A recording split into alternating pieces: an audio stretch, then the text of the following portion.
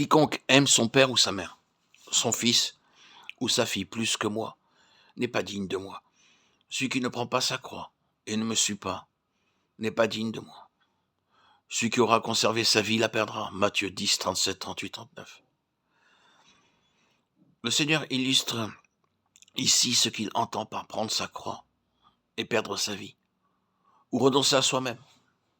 Notre vie propre peut être comme retenue à la terre par de puissants liens, des liens légitimes, mais si absorbants qu'il est nécessaire que le Saint-Esprit intervienne, conduise à la croix, pour qu'il soit ramené à la place qu'ils doivent occuper en Christ. C'est dans la vie de famille et les relations terrestres que l'épée de l'esprit est le plus nécessaire pour séparer les éléments charnels des spirituels.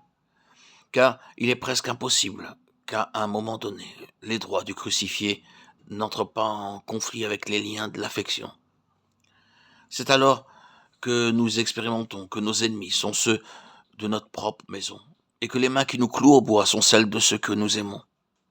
C'est alors que nous entendons le Maître nous dire « Celui qui aime les siens plus que moi n'est pas digne de moi ». Si, le cœur brisé, nous déposons au pied du Seigneur ce qu'il demande, ces liens de famille qui nous retenaient, si nous perdons tout par amour pour lui, tout nous sera rendu transfiguré et centuplé par les joies du ciel. Il faut qu'il en soit ainsi chez tous ceux qui suivent l'agneau. Et si, pas à pas, nous marchons avec lui, si, en toute chose, nous recherchons la volonté de Dieu, alors le jour viendra, comme il vint aussi pour notre divin modèle, où nos frères croiront en nous, et où ces paroles s'accomplirent à la lettre. Ce qui perdra sa vie la retrouvera. Quiconque perdra sa vie pour l'amour de moi et de l'Évangile, il la sauvera. Marc 8, 35. C'est après que le Seigneur vient d'annoncer aux disciples sa passion, ce qui provoque les protestations de l'apôtre Pierre, qu'il prononce les paroles. Quiconque perdra sa vie pour l'amour de moi et de l'Évangile, il la sauvera. Le contexte indique que la vie propre peut avoir ses racines dans l'amour de la popularité et la crainte des hommes. D'où cette honte du Christ et de ses paroles. Alors que le monde s'oppose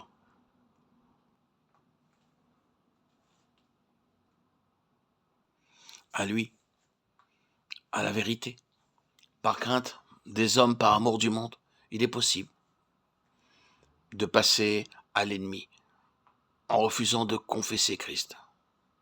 Quiconque aura eu honte de moi et de mes paroles, le Fils de l'homme aura aussi honte de lui lorsqu'il viendra dans la gloire de son Père. Marc 8, 38. Ne pas avoir honte de Christ, sortir du camp en portant son opprobre, confesser son saint nom. À moins que d'être crucifié avec lui, cela est impossible. À l'avance, le Seigneur savait que la prédication de la croix serait un scandale. Prêcher un Christ surhomme, prêcher le conducteur d'homme, prêcher le Christ du sermon sur la montagne, ce n'est pas là prêcher la croix. Même les mondains admettent que l'enseignement du Christ a surpassé tous les autres. Le grand ennemi des âmes incitera même les hommes à prendre le sermon sur la montagne comme règle de vie, pourvu qu'ils ignorent la croix de Christ.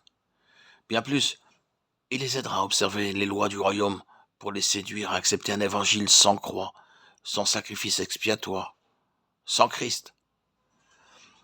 Annoncer la croix du Christ et la paix par son sang, une croix qui implique la séparation d'avec le monde et le don tout entier de soi à l'homme de douleur, c'est bien là, en vérité, renoncer à soi-même. Et humainement parlant, perdre sa vie pour l'amour de Christ et de l'Évangile.